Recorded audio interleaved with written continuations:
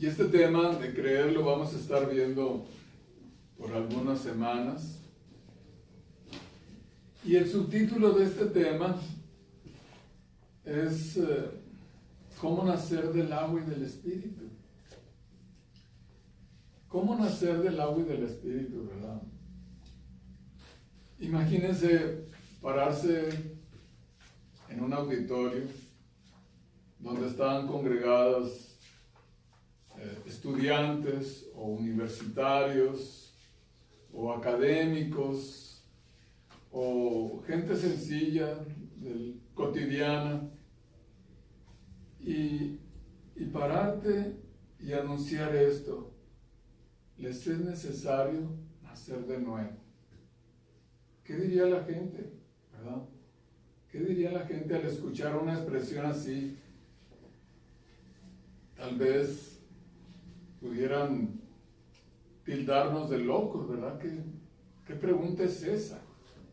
¿Cómo nacer de nuevo? ¿Qué pregunta es esa? Es hasta cómica podrían tomarlo, ¿verdad? Se reirían tal vez o nos juzgarían de tantas formas. Pero, ¿qué nos podrá sorprender de nuestro Señor? ¿Qué nos podrá sorprender nuestro Dios de todas las cosas que a través de su palabra podemos ver y contemplar, de cómo Dios hizo cosas sobrenaturales, cosas que no debían de suceder y que sucedieron, ¿verdad? Entonces, no nos sorprendería nada cuando alguien nos plantea una afirmación así, ¿verdad? Te es necesario nacer de nuevo. Para el hombre, pues esto es imposible. Y tanto así que Nicodemo lo afirma, ¿verdad? Lo responde, lo cuestiona y le dice, ¿acaso puede un hombre nacer siendo viejo, verdad? O sea, para una pregunta así, pues una respuesta así. Una respuesta así. Entonces, Nicodemo estaba pensando las cosas, ¿verdad? Bueno, ¿cómo nacer? Nacer siendo ya viejo. ¿Cómo puedo acaso entrar por segunda vez en el vientre de mi madre y nacer? ¿Verdad? O sea, él estaba respondiendo lógicamente a una pregunta así, que cualquiera podría responder, si es que se atreven a responder, ¿verdad? Si no, como les digo, tal vez nos juzgarían de loco. ¿Qué tipo de pregunta es esta? Pues que se equivocó este hombre de lugar, o qué está haciendo aquí, ¿verdad? Pero así se enfrenta Jesús ante Nicodemo, ¿verdad? Viene ese sumo sacerdote, y con estas afirmaciones que él hace, ¿verdad?, nos damos cuenta de la magnitud del pecado de esa gente. Porque le dicen, se acercan a Jesús, ¿verdad? Y le dice en el capítulo 3 de San Juan, yo sé que esta es una escritura muy conocida para todos nosotros, ¿verdad?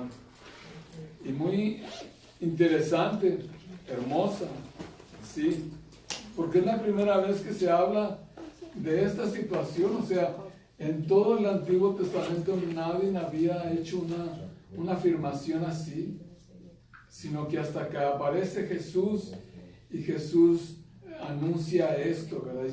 Y lo habla durante su ministerio. Dice, había un hombre de los fariseos que se llamaba Nicodemo, un principal entre los judíos. Fíjense, un principal. O sea, Nicodemo no solamente era un sacerdote regular, común y corriente, como muchos, sino era un principal ahí en la sinagoga. Era alguien que tenía conocimiento de la palabra. Y lo más sorprendente de esto es la afirmación y la forma en que se presenta ante Jesús, porque le dice, vino a Jesús de noche y le dijo, Rabí, o sea, que significa maestro. Lo está reconociendo como un maestro a Jesús.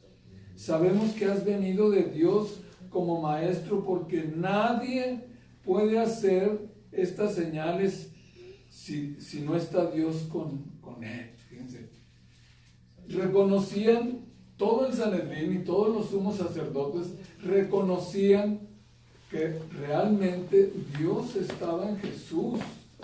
Dios estaba obrando a través de Jesús. Y estaban reconociendo que probablemente Él era el Mesías, el enviado. Pero ellos estaban muy cómodos con la situación por la que estaban atravesando. Es más, tenían temor.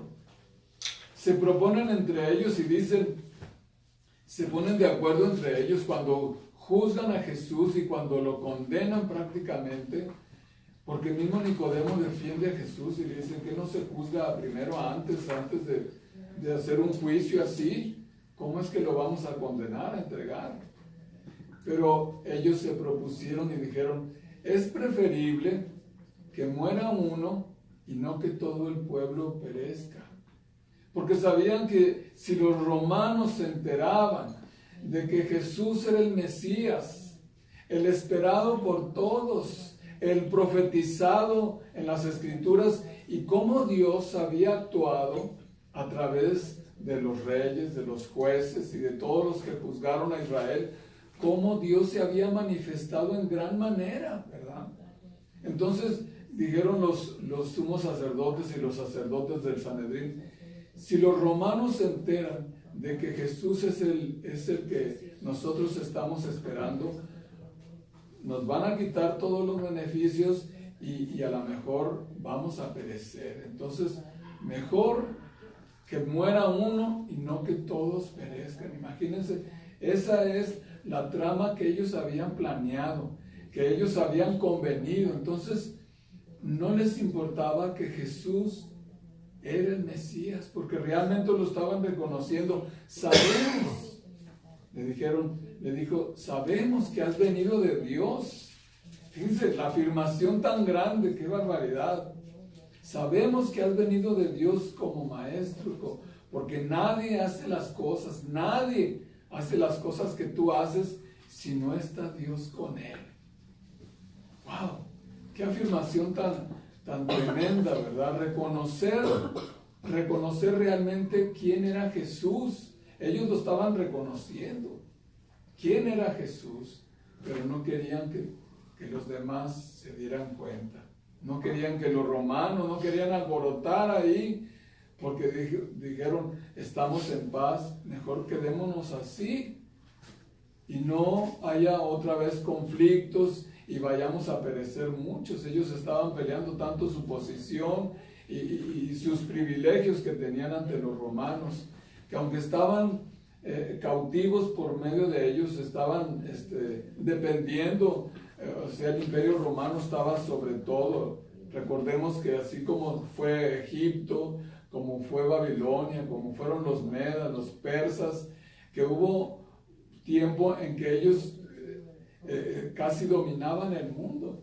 Así estaban los romanos en ese momento, pasando por momentos de mucha bendición para ellos, ¿verdad? Estaban dominando el mundo prácticamente. Entonces los judíos no querían, los rabinos no querían alborotar esto y tener un conflicto bélico y que pudieran perecer. Entonces prefirieron callar y sacrificar a un hombre. Por eso empezaron a perseguirlo. Viendo las señales que hacía, se enfadaban, se molestaban, porque no quería que los romanos fueran a empezar a investigar y darse cuenta que probablemente este era el Mesías. Incluso recordemos el pasaje en el libro de los Hechos, capítulo 1, donde los mismos discípulos de Jesús, antes de que Jesús ascendiera, los mismos discípulos de Jesús le están preguntando a Jesús, Señor, ¿restaurarás el reino a Israel en este tiempo? Fíjense, todavía, o sea, se habían olvidado de los 3 años y medio del ministerio de Jesús, por 3 años y medio, de todas las maravillas que hizo, de todas las enseñanzas que trajo, de todo el discipulado, cómo la gente lo seguía alimentando a 5,000, a 4,000. En fin, estaba haciendo grandes cosas, resucitando muertos, sanando enfermos, levantando paralíticos, en fin, cosas extraordinarias. y todo eso se les olvidó. Ellos todavía estaban pendientes. Señor, ¿restaurarás el reino de Israel en este tiempo? En fin, la perspectiva de ellos era muy diferente. O sea, no habían captado todo lo que habían visto. No lo habían captado. No les había, o sea, eso pasó como algo desapercibido y ellos estaban interesados en a ver si se restauraría el reino a Israel. Querían ser otra vez la superpotencia, querían ser otra vez ese pueblo que por todos era temido. Todos conocían, andando ellos 40 años en el desierto, mas sin embargo todos los pueblos de alrededor temían que llegaran los israelitas ahí, porque sabían que el Dios de los israelitas era un Dios poderoso. Y no solo eso, sino era un Dios que peleaba por ellos sus batallas. Y ellos no quisieron darse cuenta, no quisieron recibir la misericordia de Dios, ¿verdad? Y en esta mañana, este tema, ¿verdad?, con el que Jesús se presenta ante ese sumo sacerdote, necesitas nacer de nuevo. Y sabemos que desde el principio Dios, ¿verdad?, dio este don a los hombres, ¿verdad?, tanto a los animales, el hecho de reproducirse desde Génesis 1:28, ¿verdad?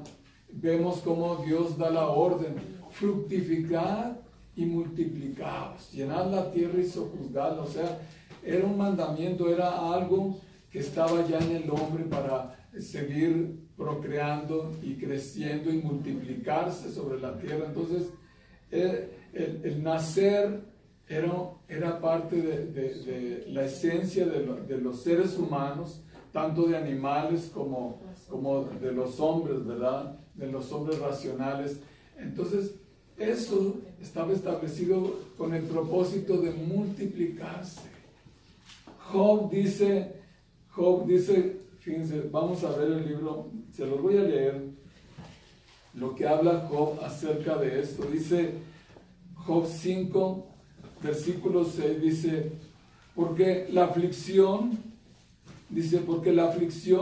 no sale del polvo, ni de la molestia, ni la molestia brota de la tierra.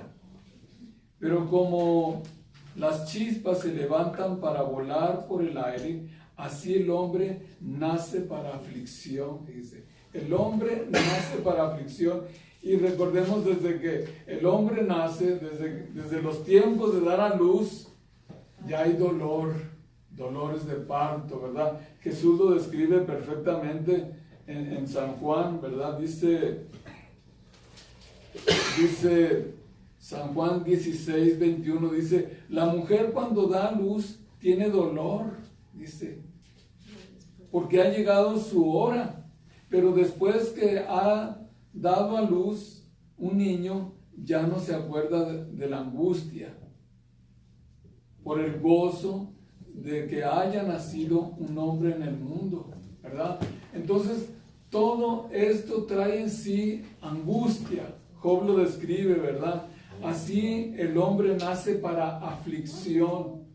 Esta vida, este nacimiento carnal, este nacimiento terrenal y carnal que hay en el hombre, es para aflicción. Siempre estamos sufriendo, siempre estamos padeciendo, nos enfermamos. Trae en sí mucha aflicción, no solamente aflicción por alguna enfermedad, sino aflicción espiritual también, emocional.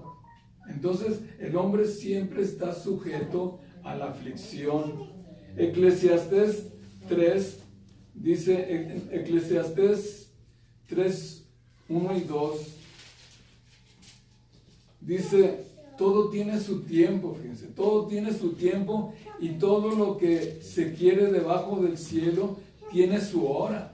O sea, estamos limitados.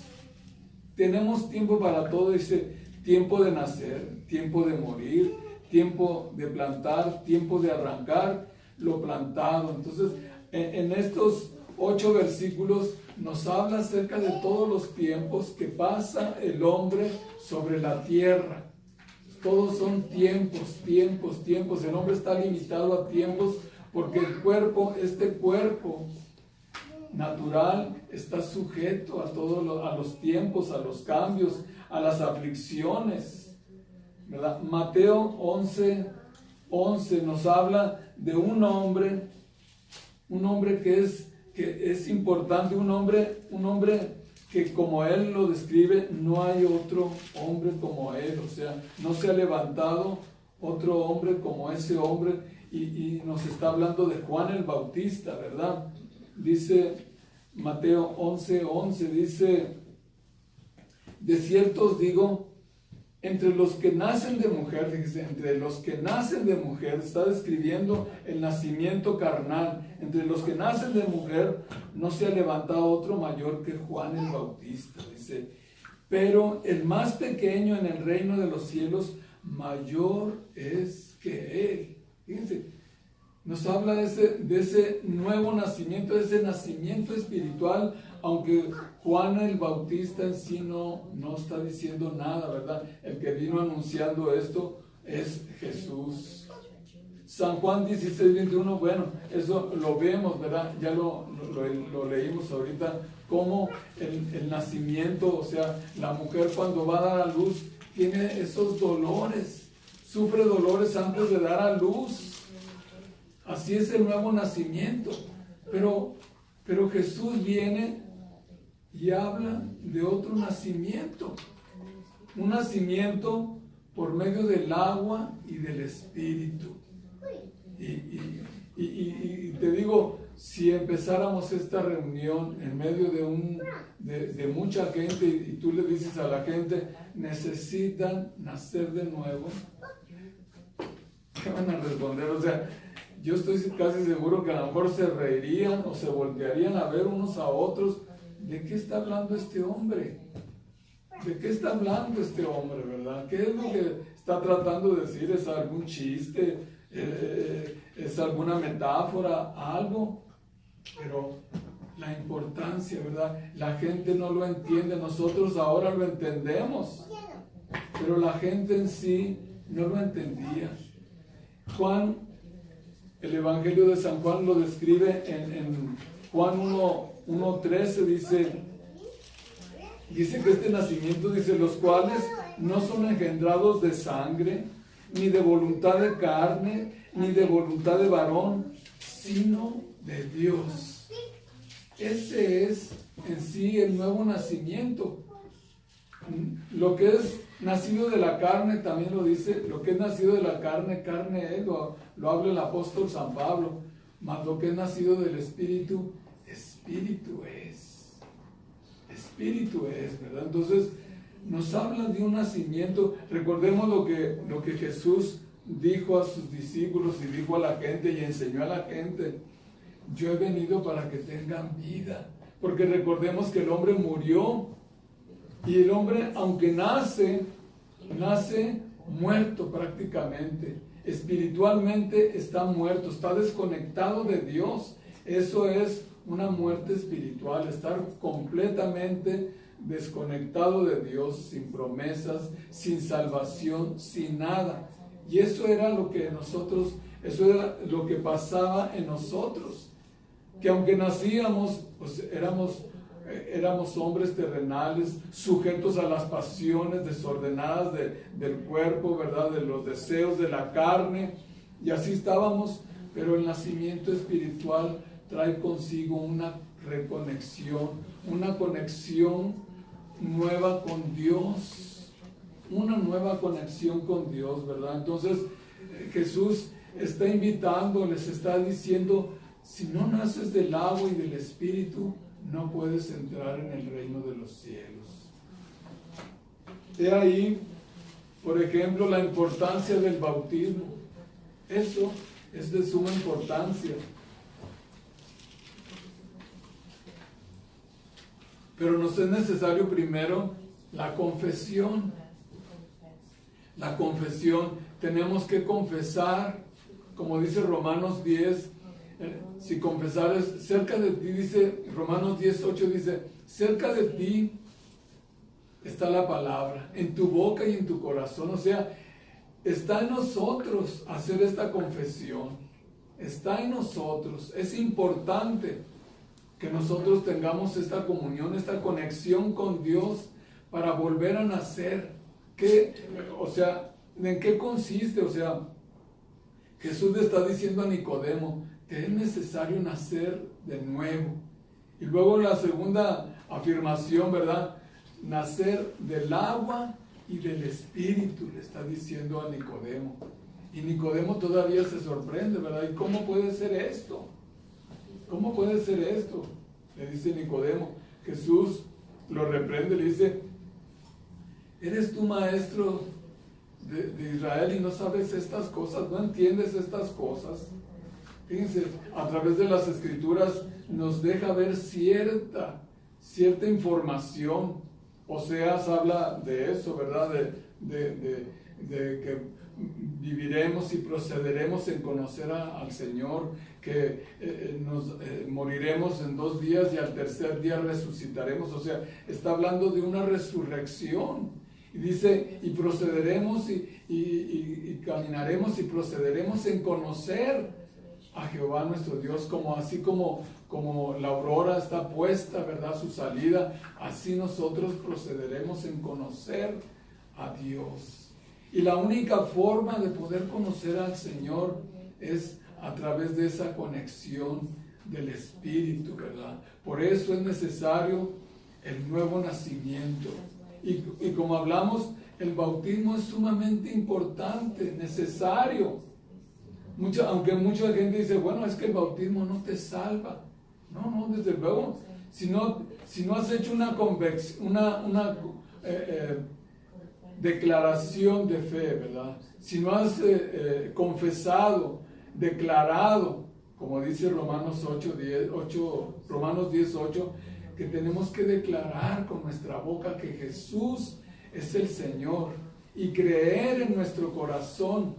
Recordemos que el tema es creer. El tema importante de todo esto es creer. Porque, como les decía, las cosas inexplicables de Dios, aunque nosotros no las vimos, pero podemos creer. Dice que somos más bienaventurados nosotros los que no vimos esas cosas, pero creímos. Somos más bienaventurados, porque ellos, aunque las vieron, pero como si no las hubieran visto. Ahí preguntándole al Señor, oye, ya te vas, ¿restaurarás el reino de Israel? ¿O qué vamos a hacer? ¿Verdad? En pocas palabras estaban diciendo así. ¿Qué vamos a hacer? No habían visto las obras que Dios había hecho a través de Jesucristo. No lo habían reconocido como el Mesías. Y ahora estaban preocupados por el reino de los cielos. Estaban preocupados por la restauración de Israel. Pero como vemos, Jesús viene a eso. Viene para eso, para reconectarnos otra vez. Para que el Señor renueve en nosotros un espíritu nuevo, una vida nueva. Jesús dijo a sus discípulos, ¿verdad? Yo he venido para que tengan vida. Así les dijo. Y para que la tengan en abundancia, o sea, no cualquier tipo de vida, no como la vida que hemos llevado. Eso es tener vida. Estábamos vivos aquí, pero estábamos, como dice Romanos, estábamos en 1 Corintios, muertos en nuestros pecados y delitos. Estábamos muertos, aunque nosotros nos veíamos vivos, pero estábamos muertos en nuestros pecados y delitos. Y Jesús dice, yo he venido para que tengan vida y para que la tengan en abundancia, porque nos está hablando de una vida nueva, una vida transformada, transformadora. Dice 1 Corintios 15 que el primer hombre, Adán, fue alma viviente, o sea, era un alma viviente, pero el postrer Adán, o sea, el segundo Adán, que es Jesucristo, que es el Señor, es un espíritu vivificante, un espíritu que se aviva continuamente, o sea, un espíritu que no muere, Entonces, eso es lo que Jesús viene y habla con Nicodemo, que es necesario nacer del agua y del Espíritu. Hablábamos, o sea, la importancia del bautismo, o sea, bautizarse. Hay muchos en la iglesia, mucha gente que dura años, o sea, años de haber hecho esa declaración, de haber confesado a Jesucristo, pero no se han bautizado. Y vamos a ver que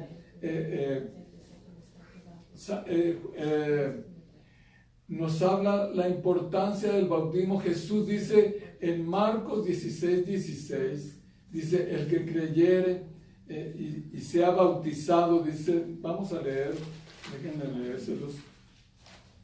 Marcos 16:16 nos da esta afirmación de la importancia. Fíjense, la importancia, porque esto prácticamente lo está afirmando Jesús, lo está enseñando y lo está afirmando. Dice, les dijo, ir por todo el mundo y predicar el evangelio a toda criatura. El que creyere y fuere bautizado será salvo, mas el que no creyere será condenado.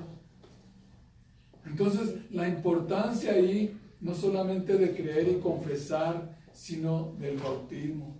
¿Por qué mucha gente no se bautiza?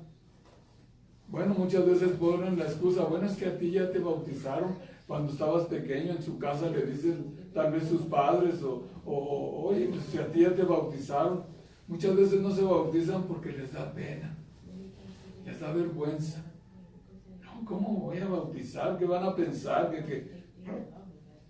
Pero recordemos que Jesús dice, el que se avergüence de mí, y el no bautizarse, el no hacerlo por pena, por el que dirán, es como avergonzarse del evangelio, porque es una enseñanza, es una orden que Jesús está dando. Dice, el que creyere y fuere bautizado será salvo, mas el que no creyere será condenado. Por eso les dije, el que puede bautizarse todos los días si quiere, pero si no hace la confesión, de nada le sirve, de nada le sirve. Tienen que confesar primeramente y luego bautizarse. Eso es de importancia. Y de ahí el nacer del agua. Por eso Jesús lo pone, o sea, nacer del agua y nacer del Espíritu. Entonces, una vez ¿qué significa el bautismo? El bautismo, como sabemos, significa ser sepultado. Se está representando lo que es en sí el ser. Cuando uno entra en el agua, cuando el cuerpo de uno entra en el agua, es como estar simulando el sepulcro de Jesús, ser sepultados con Jesucristo. Pero cuando uno sale del agua, sale como es salir vivo a una vida nueva, dice. Sale el hombre nuevo, el hombre que entró en el agua es uno, pero el que sale es otro. Ya es otro porque es una nueva creación. Sale lavado, ya está lavado con el bautismo de Jesús. Lavado, la confesión y el bautismo, eso significa. El apóstol Pedro nos habla de que el bautismo significa tener un pleno conocimiento, trae consigo el tener un pleno conocimiento de las Escrituras, o sea, nos ayuda a discernir mejor cuando nosotros leemos las Escrituras. Es importante, por eso la importancia del bautismo. Por eso vemos mucha gente en las iglesias que no crecen, siempre están ahí sentados oyendo el mensaje, entran, salen, pero no captan bien el mensaje. No hay ese avivamiento en sus corazones. ¿Por qué? Porque no han dado el segundo paso, que es confesar y luego bautizarse. Eso es importante, eso es parte de creer, como Jesús lo enseña. El que creyere y fuere bautizado será salvo. Entonces es importante. Por eso Jesús lo dice aquí, el que no naciere del agua y del Espíritu no puede entrar en el reino de los cielos, ¿verdad? No podremos entrar, no podrá entrar aquellos hombres o aquellas mujeres o aquellas personas que no han hecho esta confesión, así sean las mejores personas, así hayan, como Jesús lo enseña, aunque dieras tu cuerpo, ¿verdad? Por otros, aunque dieras tus riquezas, aunque dieras todo lo que tengas, aunque hicieras miles de obras, donaras de tus órganos, hicieras cuanta cosa, aún así no te podrías salvar, no nos podríamos salvar nosotros mismos a nosotros, ¿verdad? Pero el que juró, fíjense, el que juró, no solamente, no por otros, porque dice que no había otro mayor por quien jurar, juró por sí mismo. Él nos prometió que a través de su Hijo Jesucristo podríamos ser salvos. Solamente a través de su Hijo Jesucristo. La palabra de Dios nos enseña que no hay otro intercesor entre Dios y el hombre, sino solamente Jesucristo hombre. Jesucristo hombre, ¿verdad? Él vino como hombre. Él se despojó de toda su divinidad y vino como hombre. Se presentó ante nosotros, nos dio ejemplo, nos dio sus enseñanzas, hizo su discipulado y luego murió por nosotros. Se entregó por nosotros, para que nosotros no tuviéramos que pagar por nuestros pecados. Eso hizo nuestro Señor Jesucristo. Primera de Juan, veamos lo que sucede con este nacimiento, ¿verdad? Con este nuevo nacimiento. Primera de Juan, versículo 3, dice 3 y versículo 9.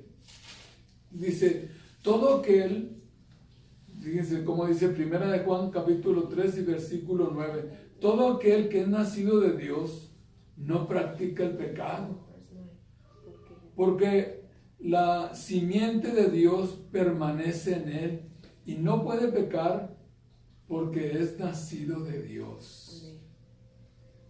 Tenemos esas doctrinas que a veces se enseñan en las iglesias. No, tú ya no te preocupes, ya confesaste a Jesucristo, ya puedes seguir viviendo tu vida. Lo importante es que confieses a Jesucristo, ¿verdad? Y te bautices y puedes seguir tu vida como si nada hubiera acontecido, ¿verdad? No.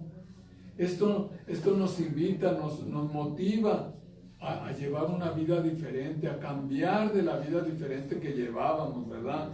Vivíamos entregados al pecado, a la lascivia, entregados a todos los deseos de esta carne, ¿verdad? Vivíamos en esa libertad que nos decían, bueno, solamente tienes una vida, solamente una vida se vive, una vida se vive y luego ya, entonces disfrútala. Pero no, aquí nos habla, ¿verdad? Aquel que es nacido de Dios no practica el pecado. Esto nos ayuda a apartarnos del mal. Recordemos lo que Jesús le dice a aquella mujer, ¿verdad? Vete y no peques más. Y a todo aquel que sanaba, vete y no peques más para que no te suceda algo peor, ¿verdad? Entonces, nos habla de una diferencia, o sea, tenemos que hacer una diferencia en nuestra forma de vivir, en nuestra forma de movernos en este mundo, ¿verdad? Aunque no somos del mundo, o sea, nos ubica que estamos aquí como peregrinos. Y prácticamente estamos practicando para la vida eterna. Pero ya el boleto ya lo tenemos. Nomás nos dice, tienes que vivir de esta forma, de esta manera, ¿verdad? Así como manda. Ahí mismo, Primera de Juan, capítulo 4. Juan capítulo 4 dice, amados, amémonos unos a otros porque el amor es de Dios. Todo aquel que ama es nacido de Dios y conoce a Dios. Fíjense, todo aquel que ama. Realmente no teníamos amor para los demás. Hasta que no conocemos a Dios, hasta que no entra Jesucristo en nosotros y trae ese amor de Dios, entonces nosotros tendremos la capacidad de amar. Amamos a los demás, nos preocupan las necesidades de los demás, oramos por los demás, que aunque no podamos hacer físicamente algo por la otra persona, pero podemos estar orando por él. Eso ya es importante, ponerlo en las manos de Dios, llevar sus cargas, ¿verdad? Como Jesús dijo, amados, amémonos unos a otros, porque el amor es de Dios. Todo aquel que ama es nacido de Dios y conoce a Dios. O sea, todo aquel que ama. Si tú no amas a tus vecinos, si tú no amas incluso a tus enemigos, fíjense, incluso a nuestros enemigos tenemos que amarlos. Tenemos que decirle, Señor, ten misericordia de este hombre, ¿verdad? O de esta persona, ten misericordia. Amarlo, sentir esa compasión, porque tú sabes lo que le espera a una persona que se comporta de esa forma o que es de esa forma. Una persona que no tiene a Jesucristo, sabemos lo que le espera. Y sabemos lo que nos espera a nosotros, la misericordia, lo que Dios nos está guardando, como dice el apóstol Pedro, ¿verdad? Dice, es necesario que paséis por aflicciones, ¿verdad? Pero estas aflicciones son pasajeras las aflicciones, como nos habla Job, ¿verdad? Que el hombre nació para ser afligido, para vivir en aflicciones. Y sí, vivimos en aflicciones, es un constante la aflicción, pero esto es pasajero, porque Dios traerá recompensa para nosotros. Dice, el que no ama, no ha conocido a Dios, porque Dios es amor. Dios es amor.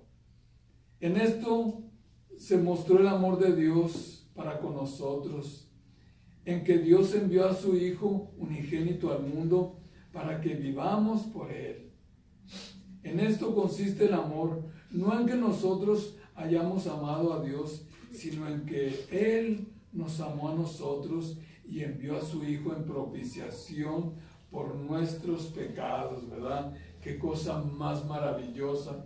Él envió a su Hijo en propiciación por nuestros pecados, por mis pecados.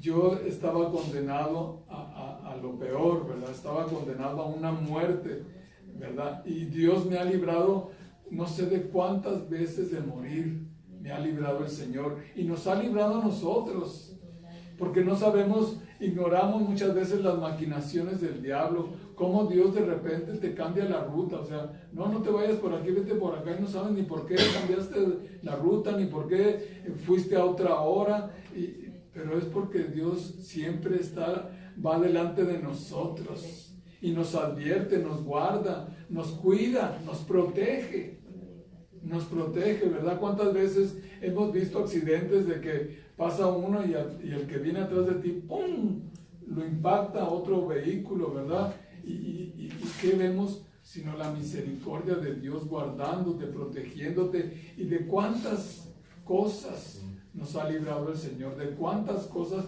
y nos librará el Señor, ¿verdad? Primera de Juan capítulo 5 dice, fíjense, esto es tan importante, dice, todo aquel que cree que Jesús es el Cristo, es nacido de Dios. Fíjense qué importancia. Aquí nos está confirmando, todo aquel que cree que Jesús es el Cristo, o sea, que Jesús es el Mesías, el enviado, es nacido de Dios. Y todo aquel que ama al que engendró, ama también al que ha sido engendrado por Él, ¿verdad? Nosotros no sabemos cómo, pero realmente amamos a Dios y no nos explicamos cómo, pero es que el amor de Dios está en nosotros y eso nos hace amar a nuestros semejantes, amar a nuestro Dios, que aunque no le vemos, sabemos que Él es real, que es un Dios real y que nos escucha y que está al pendiente de nosotros y que es nuestro proveedor, es el que nos provee de todo. Él nos provee de todo, de todas nuestras necesidades y aún mucho más. Nuestro Dios es sobreabundante, ¿verdad? Es sobreabundante. Dice, en esto conocemos que amamos a los hijos de Dios cuando amamos a Dios y guardamos sus mandamientos. Pues este es el amor de Dios, que guardemos sus mandamientos, y sus mandamientos no son gravosos. porque todo lo que es nacido de Dios vence al mundo. Porque todo el que es nacido de Dios vence al mundo. Y esta es la victoria que ha vencido al mundo, nuestra fe.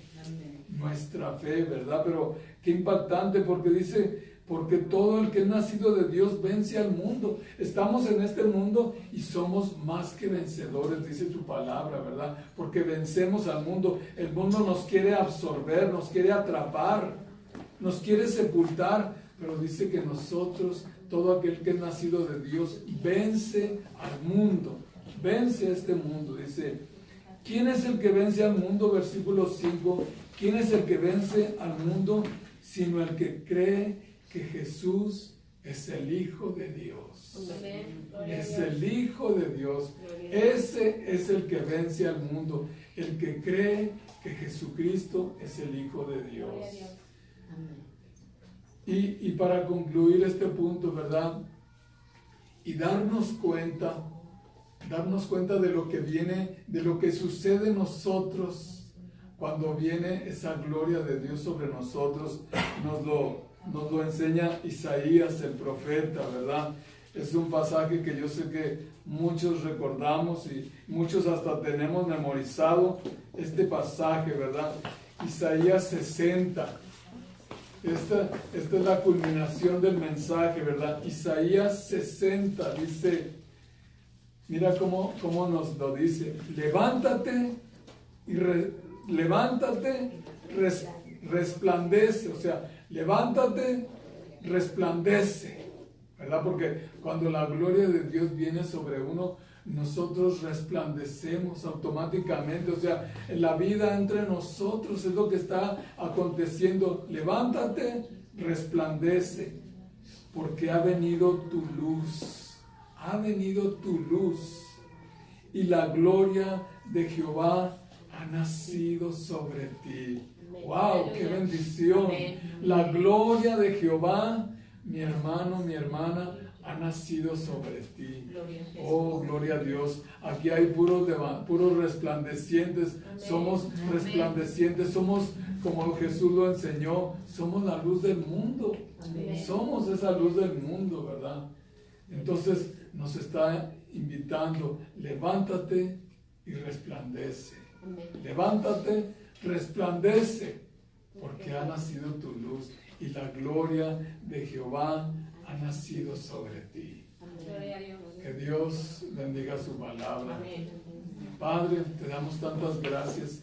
Y déjame decirte a ti que nos estás viendo a través de este video, ¿verdad? A través del YouTube, del teléfono. Si tú no conoces a Jesucristo, si tú no has hecho esta confesión delante de Dios y delante de los hombres, ¿verdad? La puedes hacer hoy, en esta mañana. Yo te invito a que abras tu corazón y le digas al Señor: Señor, me reconozco como pecador y reconozco que necesito de ti, Señor. Yo te pido en esta mañana que tú entres en mi corazón. Le pido a Jesucristo, tu Hijo, que entre en mi corazón y sea mi Señor y mi Salvador, desde ahora y para siempre. Y créeme, si tú has hecho esta confesión, ahora eres un hijo de Dios y la gloria de Jehová ha nacido sobre ti. Que Dios te bendiga y que Dios nos bendiga en esta semana. Amén.